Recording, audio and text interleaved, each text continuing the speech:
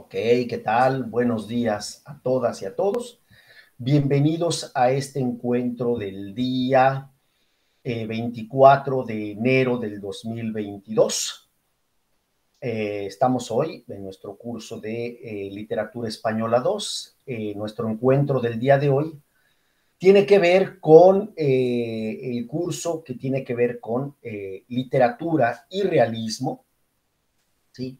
Y en el encuentro del día de hoy vamos a hablar del escritor español, que aún está vivo, Juan Goytisolo, ¿sí? Juan Goytisolo, que es el autor que nos convoca el día de hoy. Bueno, Juan Goytisolo es uno de los autores más importantes de la escena literaria española del siglo XX. Ajá.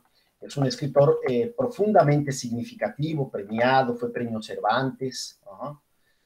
Eh, y este escritor él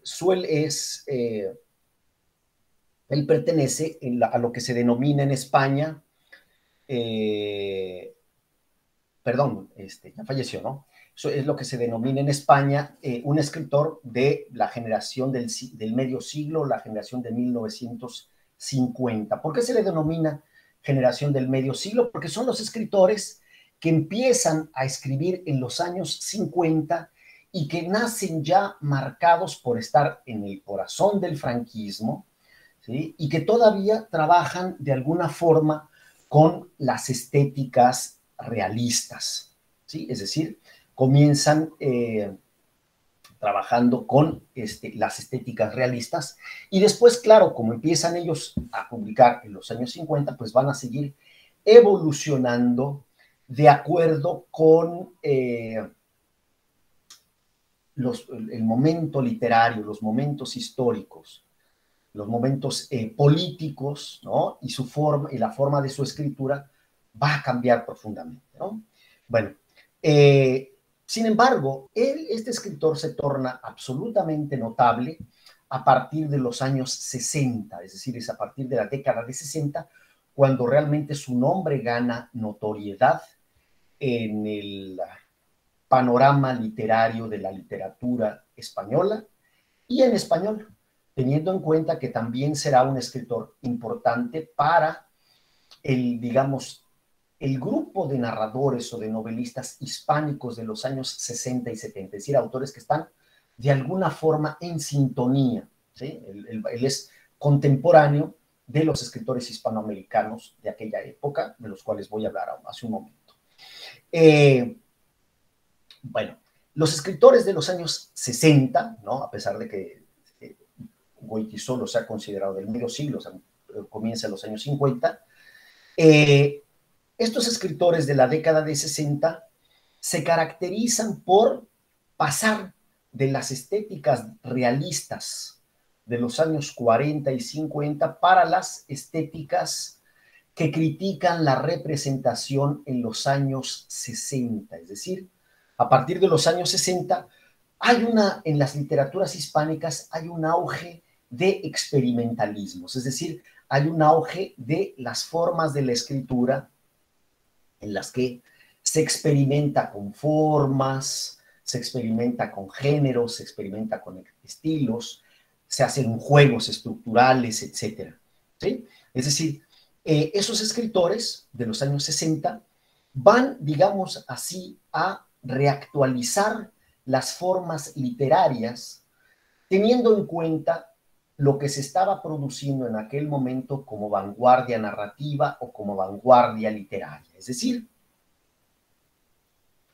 ellos a partir de una lectura que hacen de los grandes escritores un poquito anteriores a ellos, de las literaturas norteamericanas, por ejemplo, como John Dos Passos, como Ernest Hemingway, o como William Faulkner, o como los experimentos de la nueva narrativa francesa, el objetalismo francés, o autores de otras literaturas nórdicas, ¿no? Escandinavas, orientales, tal vez. Estos escritores van a reactualizar las formas y hacer distintos juegos literarios, siempre renovando los estilos o las formas. Recuerden ustedes, por ejemplo, la existencia del realismo mágico de Gabriel García Márquez, que surge en los años 60, o las novelas estructurales de Vargas Llosa, ¿no? O los juegos vanguardistas de un escritor como Julio Cortázar, ¿no? Es decir, tenemos en el campo latinoamericano una serie de obras que van a revolucionar los modos y las formas de contar, los modos y las formas de narrar y de escribir una forma. De tal forma que nosotros podríamos decir que a partir de los años 60, los escritores van a tener conciencia de que un escritor no cuenta una historia, sino inventa una forma. ¿Sí? Ténganlo esto en consideración. A partir de los años 60, los escritores saben que un escritor no cuenta historias, un escritor inventa forma. Es decir, un escritor es dador de forma, es aquel que dota de forma algo. Entonces vamos a tener esos juegos experimentales oriundos de esas literaturas. Y esos escritores, perdón, de los años 60, van a propiciar toda esa renovación de las literaturas en español. Juan Goytisolo se inserta en este panorama literario del momento. Hay que decir que este movimiento literario en las literaturas en español, en los años 60, tuvo como uno de sus propulsores, como uno de sus incentivadores, todo el sistema de editoras, de premios literarios, de concursos, de las editoras españolas, concretamente las catalanas, es decir, las que ocurren en la ciudad de Barcelona. ¿Sí? La ciudad de Barcelona, de alguna forma, va a ser el epicentro de la producción bibliográfica actual de los años 60 y 70, es decir, es donde están los grandes agentes literarios, es la ciudad a la que tienen que ir los escritores en español si quieren promoverse continentalmente e internacionalmente. Y bueno, y Juan Goytisolo es un escritor de Barcelona. A pesar de que haya vivido mucho tiempo en París, bueno, pues es un escritor de Barcelona y circulaba mucho por ahí. Después se fue a vivir a Marrakech, ¿no? Sin embargo, bueno, pues en ese epicentro es donde él va a desarrollar, a catapultar su carrera literaria para otros horizontes, ¿sí?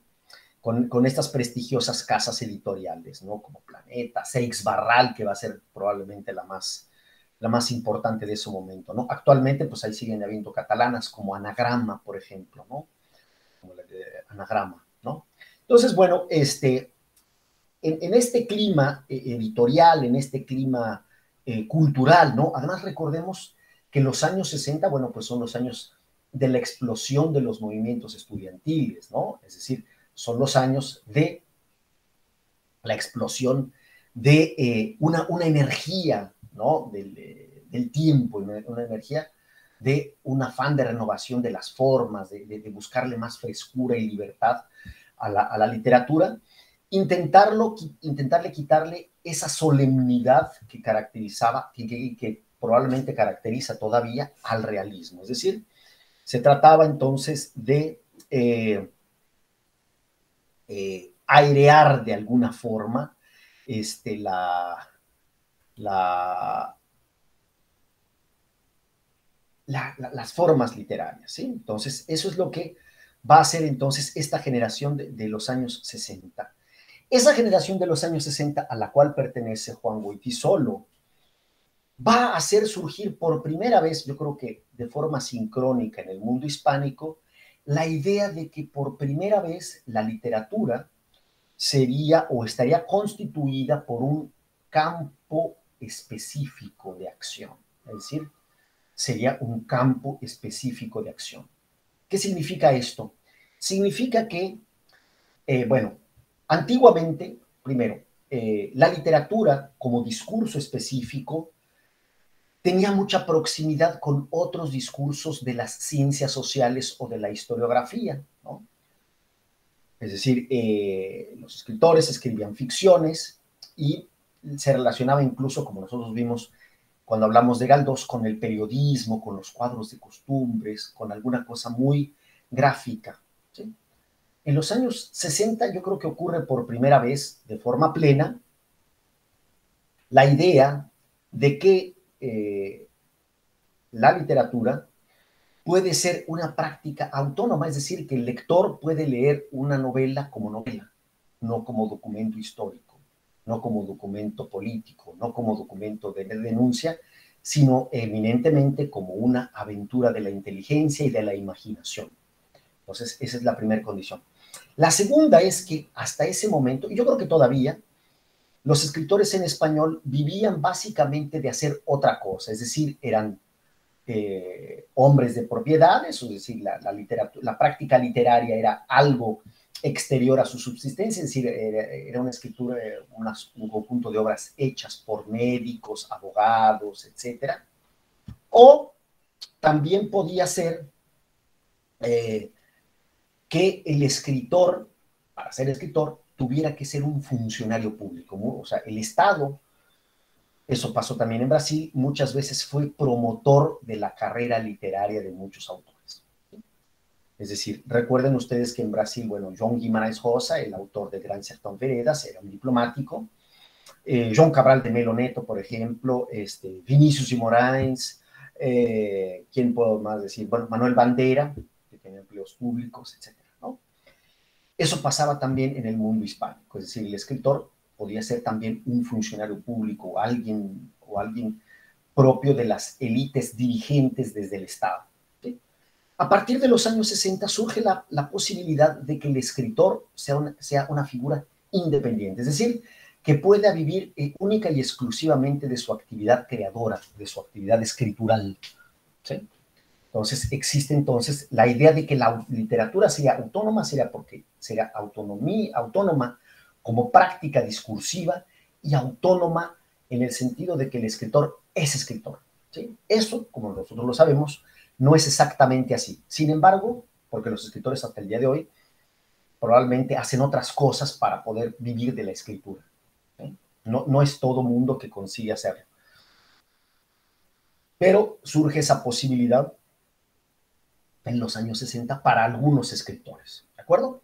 Entonces, podemos decir hoy en día que la literatura es una práctica discursiva que posee una autonomía relativa, ¿sí? No es autónoma. Sin embargo, en aquellos años se soñaba o se imaginaba o se vislumbraba en el horizonte la posibilidad de que el escritor fuera autónomo, fuera alguien que vivía única y exclusivamente de su pluma. Pues bien, este conjunto de tensiones que yo estoy hablando va a hacer que a este periodo se le denomine la nueva novela, ¿sí? La nueva novela hispanoamericana o latinoamericana, como ustedes quieran, un término acuñado por el escritor mexicano Carlos Fuentes, que es una de las figuras importantes del boom, ¿sí? Y entonces, la principal consigna de toda esta nueva novela, en la cual se incluye a Goytisolo, es que lo que la caracteriza o la singulariza es la idea de que la literatura debe romper con el realismo. Esto es lo que nos interesa a nosotros. ¿Sí? Esta generación intenta romper con el realismo. Es decir, el gran fantasma, el gran espectro que ellos desean combatir es el espectro del realismo. Se trata de no hacer más literatura realista, sino una literatura que se considere una especie de aventura de la imaginación, ¿sí? Entonces, de eso es de lo que se trata, y eso es lo que va a singularizar a la obra de Juan Goytisolo, es decir, la búsqueda de romper con el realismo y postular la idea de una literatura como una aventura del pensamiento, ¿sí? ¿Ok? Bueno, Juan Goytisolo, por lo tanto, está perfectamente en sintonía con todo esto que hemos venido tocando en el curso, teniendo en cuenta que Juan Goytisolo comienza a escribir sus obras, ¿ok? Él empieza a publicar en 1954, ¿sí? ¿De acuerdo? Y entonces, desde 54 hasta comienzos de los 60, o sea, durante unos 6 o 7 años, él publica una serie de obras, ¿no?, que tienen todas un carácter realista e incluso naturalista. Es decir, hay obras donde él habla, por ejemplo, de la pobreza de la gente que vive en Andalucía, la vida sórdida de los trabajadores, la miseria en la que viven, la carencia, ¿sí? Los primeros textos de Goytisolo se detienen minuciosamente en describir la parte sórdida, la parte cruel de la vida de la gente que es muy, muy pobre y a la que le falta todo. Es decir, describe así casas sucias, falta de comida, gente que muestra en el rostro y en la piel la visibilidad de la degradación, de la miseria, de la desigualdad. ¿Sí?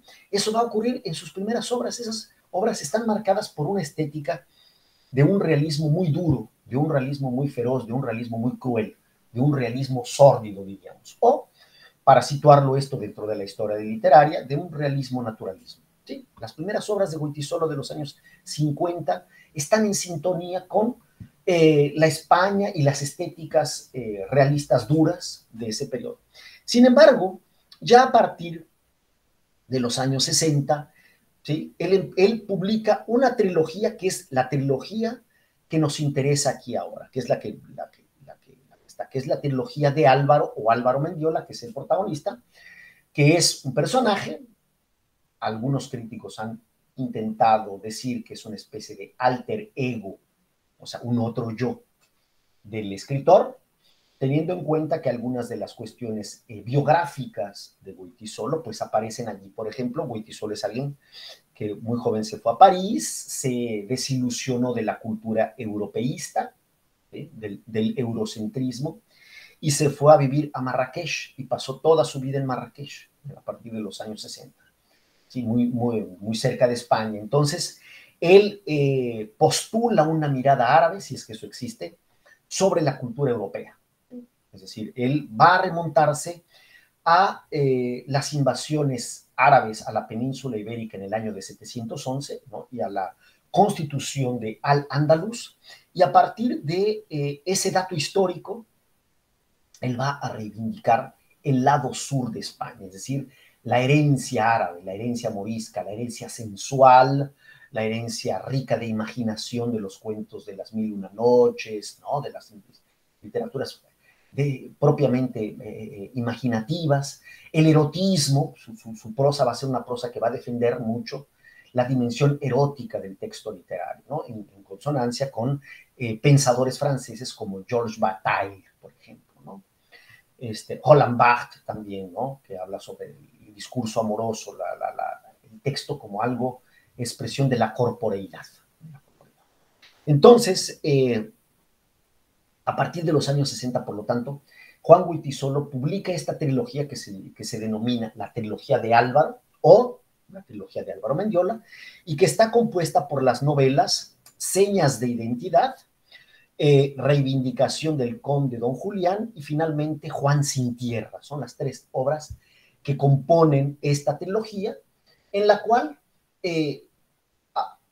Álvaro, ¿sí?, está mirando desde Tánger, ¿no?, hacia España, haciendo un balance de su historia, su pasado, ¿sí? Como alguien que se considera a sí propio un disidente de esa cultura, ¿sí? Y ese disidente de esa cultura lo que hace es criticar, ¿sí?, todo el proceso histórico cultural de España. Es decir, encontramos una crítica al supuesto europeísmo español, al supuesto occidentalismo de España. Se hace una crítica a la forma como España ha negado muchas veces el poder de la migración árabe, ¿sí? Cómo ha sido importantísimo en la constitución cultural todo aquel arsenal que viene de Oriente, ¿sí?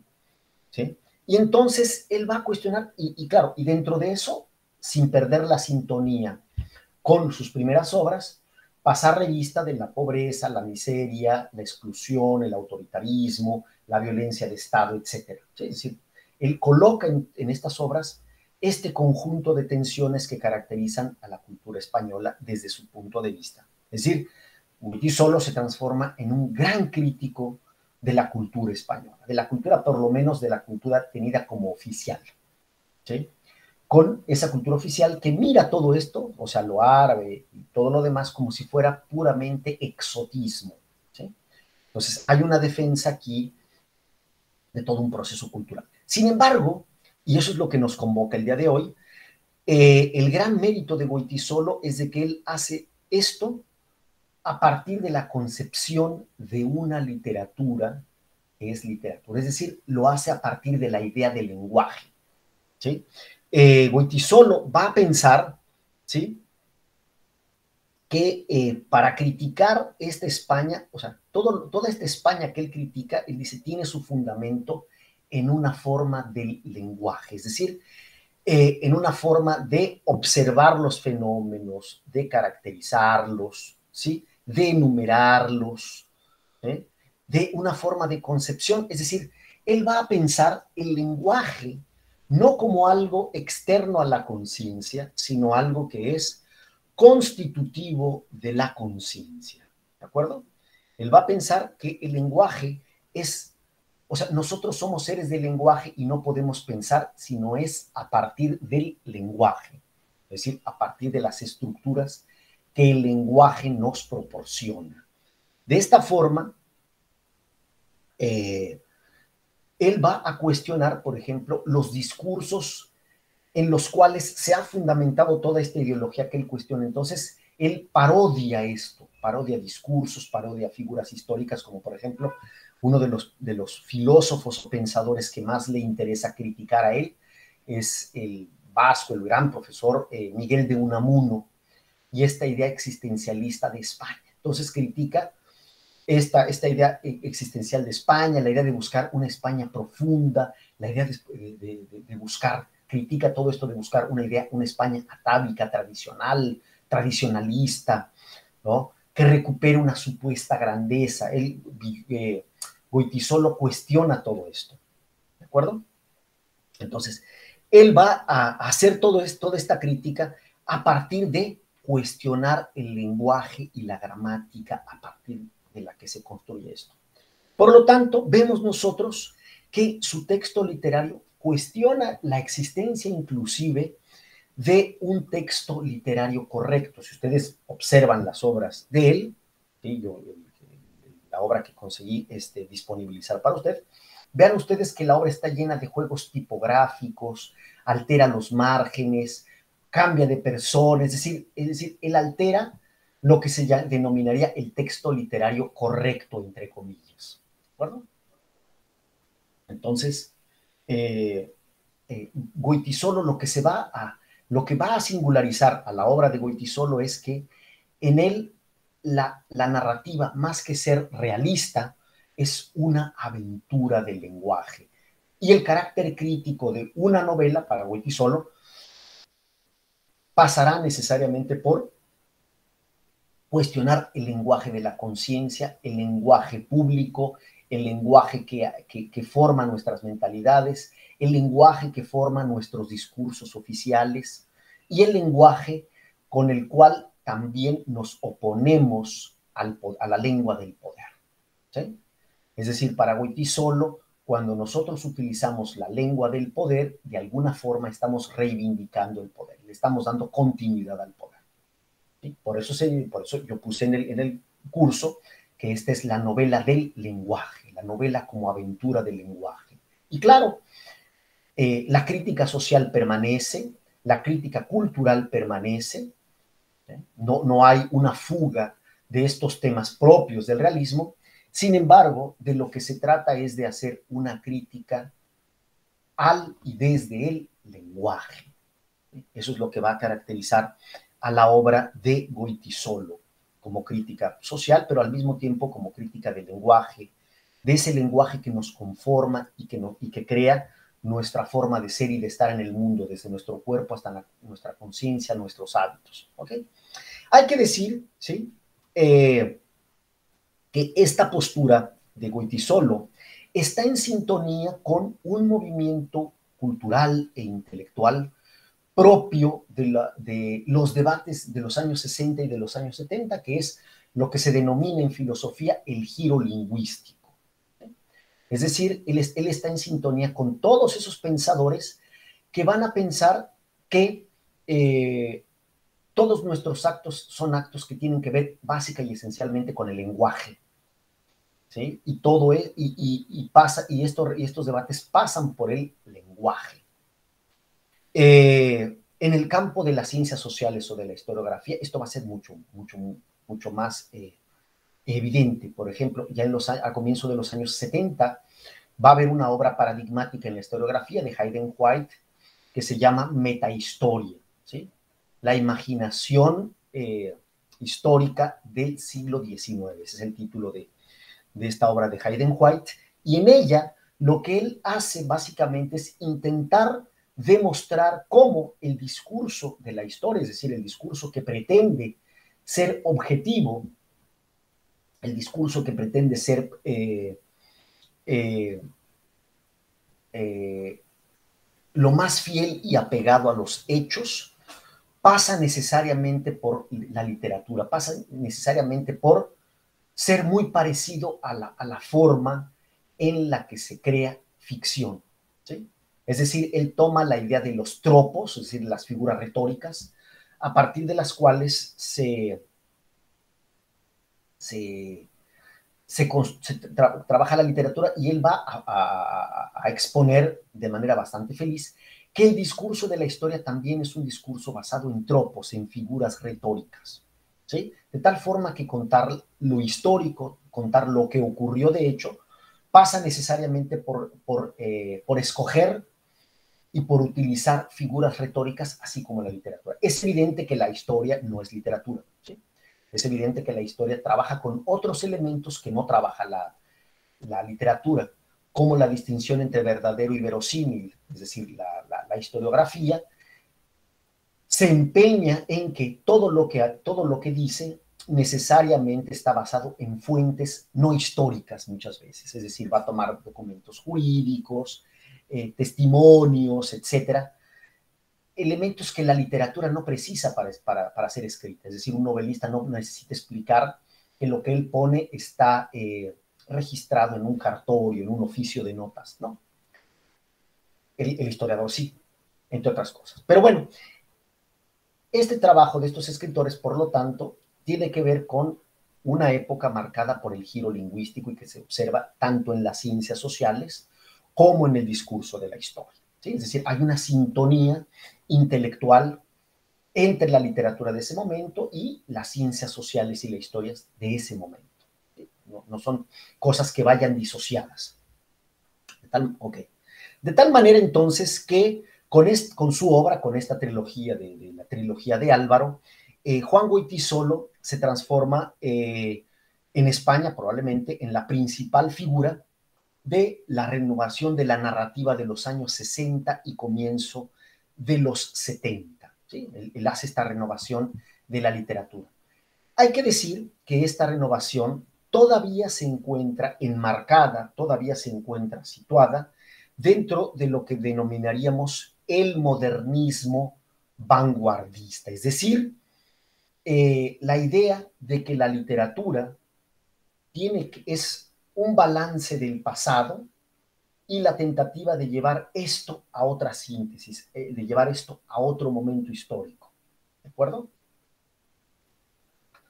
De lo que se trataba en esa literatura moderna y que busca ser vanguardista es justamente eso, que cada obra, ella tendrá su mérito en que sepa superar las obras del pasado. Eso es lo que va a caracterizar a la literatura hasta los años 60 o 70 en el mundo hispánico. Es decir, siempre el esfuerzo de que la literatura sea una superación de lo que se ha hecho hasta ese momento. Esos son los postulados del modernismo vanguardista.